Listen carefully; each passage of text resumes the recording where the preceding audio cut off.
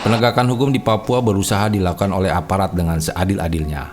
Hal ini dimaksudkan untuk keselamatan rakyat Papua. Ketika ada kelompok separatis, maka akan dituntaskan pencariannya. Tujuannya agar tercipta perdamaian di bumi cendrawasih.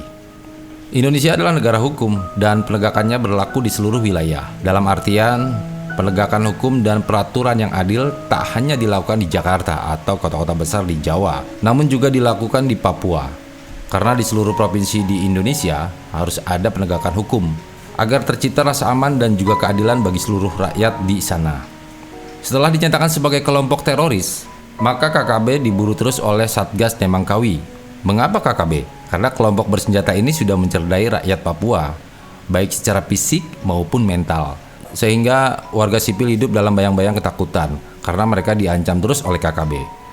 Satgas Nemangkawi yang terdiri dari pasukan gabungan TNI dan Polri terus merangsek ke daerah Ilaga Puncak karena di daerah itu memang rawan konflik dan dikabarkan banyak anggota KKB yang bersembunyi di sana. Penyerbuan sudah beberapa kali dilakukan dan membuahkan hasil yang positif.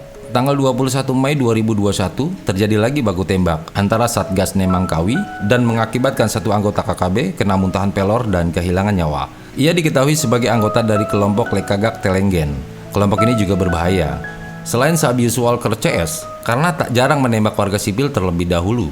Dalam peristiwa tersebut, memang tak banyak anggota KKB yang tertangkap. Namun, ini sudah merupakan sebuah prestasi. Penyebabnya karena posisi KKB makin terjebak. Setelah salah satu markas diketahui oleh Satgas Nemangkawi, jika anggota Satgas makin ditambah, maka bisa-bisa seluruh anggota KKB pimpinan Lekagak akan cepat tertangkap. KKB memang memiliki markas untuk bersembunyi dari kejaran petugas. Mereka sengaja bersembunyi di hutan belantara atau perbukitan agar bebas dari penangkapan. Namun mereka tak bisa tenang karena Satgas Nemangkawi sedang on fire dalam memberantas KKB. Saat ada pemberantasan KKB, maka masyarakat sangat mengapresiasi karena mereka tak mau lagi hidup di bawah ancaman kelompok separatis tersebut.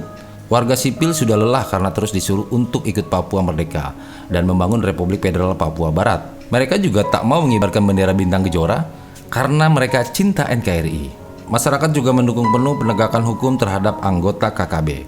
Karena itu sudah masuk ranah tindakan kriminal.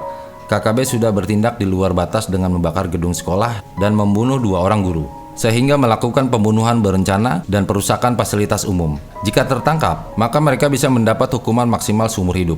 Penegakan hukum terhadap KKB memang harus dilakukan sebagai efek jera, agar anggota mereka yang belum tertangkap akan pikir-pikir ketika akan menyerang aparat atau menakut-nakuti penduduk lagi. Karena saat ini aparat sudah sangat saklek dan melakukan tindakan tegas terukur pada anggota KKB.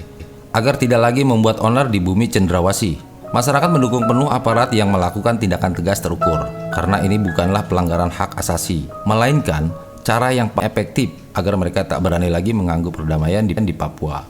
Ini adalah cara terakhir, karena mereka tak bisa diajak diskusi secara baik-baik. Penegakan hukum di Papua harus dijalankan dengan seadil-adilnya. Tujuannya agar tak ada lagi pihak yang mengacaukan harmoni di bumi cendrawasih, termasuk kelompok separatis. KKB harus diberantas sampai tuntas dan markas-markasnya selalu diserbu oleh Satgas Nemangkawi, agar mereka tak lagi membuat kekacauan di Papua.